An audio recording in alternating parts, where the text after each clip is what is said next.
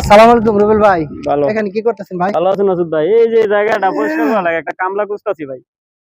ভাই আমি তো শুনছি এই জায়গা আপনার ভাইয়ের জায়গা, আপনি কামলা তো পরিষ্কার করি। বের মিয়া, আমার ভাইয়ের জায়গা। ভাইয়ের জায়গা হয়েছে কি হয়েছে? ভাইয়ের জায়গা না, কই না আমার বাপের জায়গা।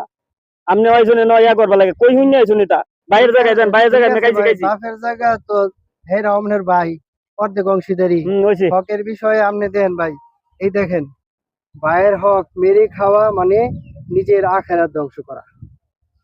যে ভাই হয়ে ভাইকে ঠকায় সে আল্লাহর কাছে সফল হতে পারে না।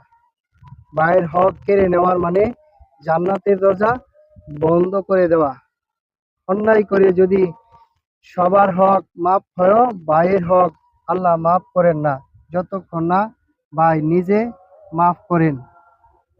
ভাইয়ের হক মেরে খাওয়া দুনিয়ার সামান্য লাভ, আখিরাতের চিরস্থায়ী ক্ষতি ভাই। রুবেল ভাই, সুবহানাল্লাহ, আমি তো এগুলা জানতাম না।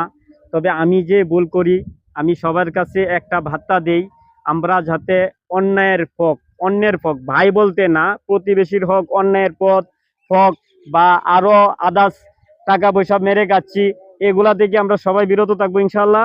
আর আমরা এই যে পরের হকটা দেওয়ার চেষ্টা করব, প্রতিবেশীর হকটা পালন করার চেষ্টা করব, ভাইয়ের হক পালন করব। বিশেষ করে আমরা যারা বাপের অংশ নিয়ে আসি, বোনের হকটা অবশ্যই অবশ্যই দিতে হবে, তাই না?